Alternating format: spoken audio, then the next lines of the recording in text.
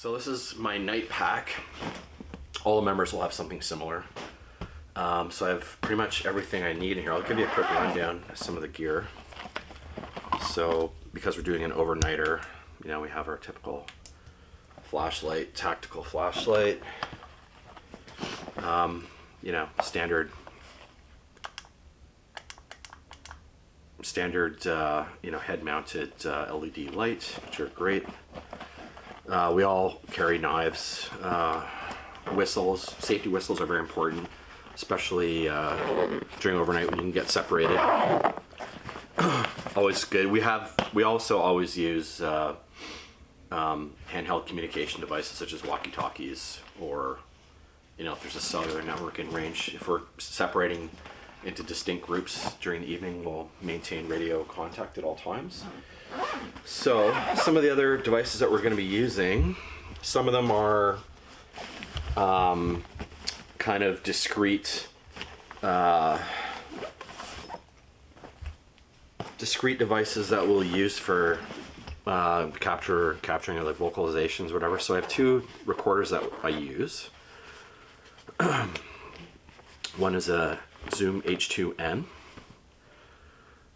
really great 360 degree 4 microphone, records in really well in stereo. So this is something we'll deploy at the edge of the campsite, you know, maybe like 50 yards away from the camp. This will pick up anything moving through the area, I would say within 75 yards or so. Very sensitive, a really great unit. Turn it on just before it gets dark and we'll let it run all night, and then we'll do analysis on it the following week or day, however long it takes to get to it. I also have this is a night vision monocular. This model is a Best Garter, and what this allows us to do is to not only see things in the dark, but it also allows us to record as well. So this has a very powerful multiple level infrared lighting scope, which is this portion of the unit right here, and this is the actual eyepiece that we would be looking through right here. And it's a small, compact, handheld device, which is great. We have our manual controls for zoom, record.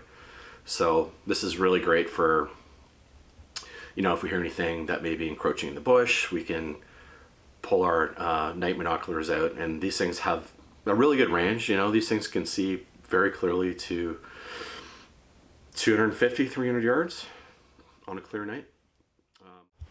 Go to my car, keep in my bag, it'll be okay.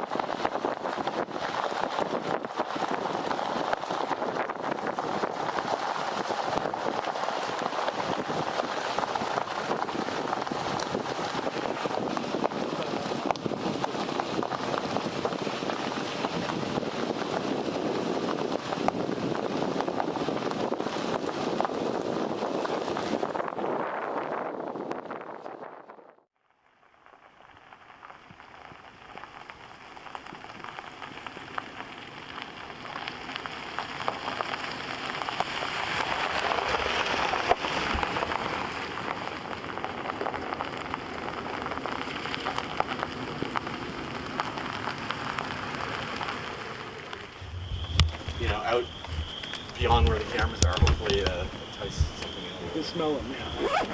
Problem is, it might take them before we get back. Okay, I'll go get them anyway.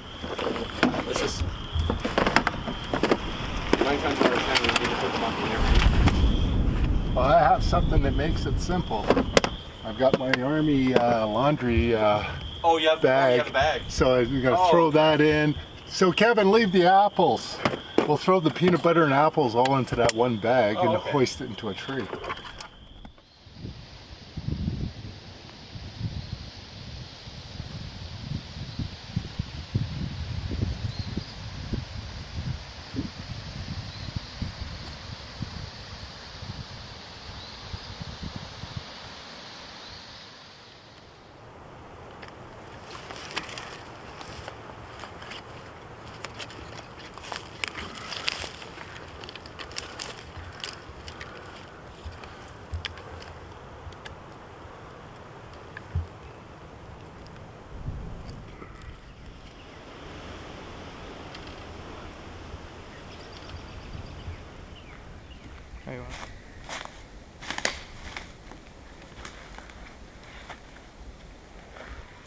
We're here. We've established our main visual site. You may notice behind me black tarp. It's landscape fabric. The purpose of the blind is essentially to create curiosity if in fact the animal is in the neighborhood.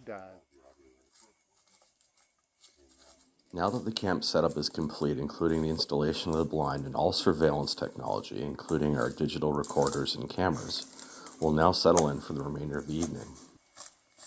What happens next is typically at intermittent periods of time over the next 10 hours or so, we will project call blasts from our blind, which mimics the sounds of other primate animals or animals in distress in hopes of eliciting a response.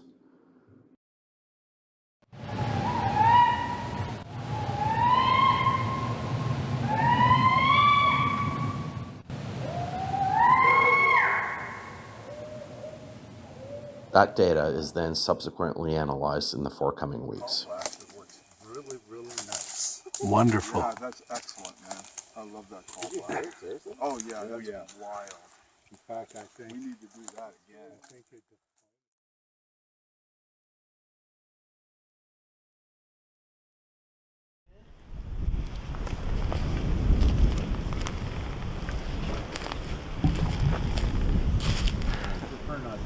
So? That's okay. John Paul here. We're standing on top of the location that is Camp B from one of our first vigils in this area. And you may notice here we had a blind that stood approximately 6 feet tall. And then we were oriented in behind the blind, looking down into this valley area here. And in and around the midnight hour, if you will, I'm not any good judge of time with regards to lacking a timepiece, a rock came flying in from this direction and landed in the midst of us. One of our members picked up said rock and returned fire in that direction. And in the morning, what we ended up having was two of the other members had gone down to the trail below, and that is where they had found a track. The location.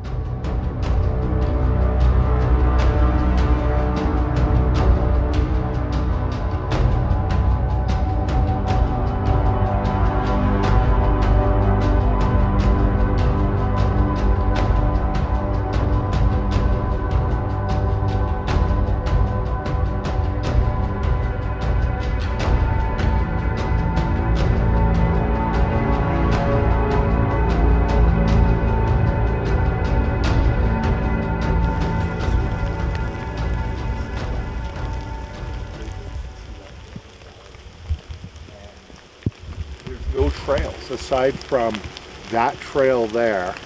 There is nothing until that to the other road, about call it a kilometer away. So there is no regular human traffic through these valley systems. But it's these valley systems 2 years ago where we were experiencing a lot of activity in the fall.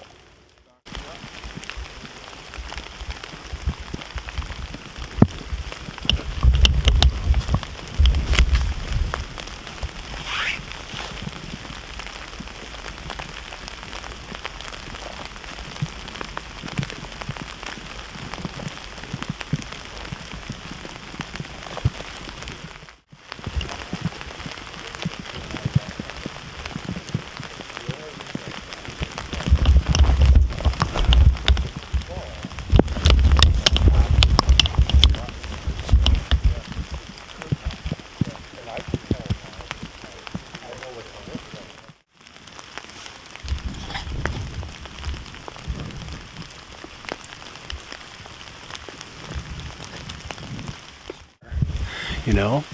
A piece of wood that big had to be placed there in place. Secondly, a lot of this wood is very well weaved. They tend to use sticks that have been peeled, and none of the sticks have been cut. They're all broken, almost entirely.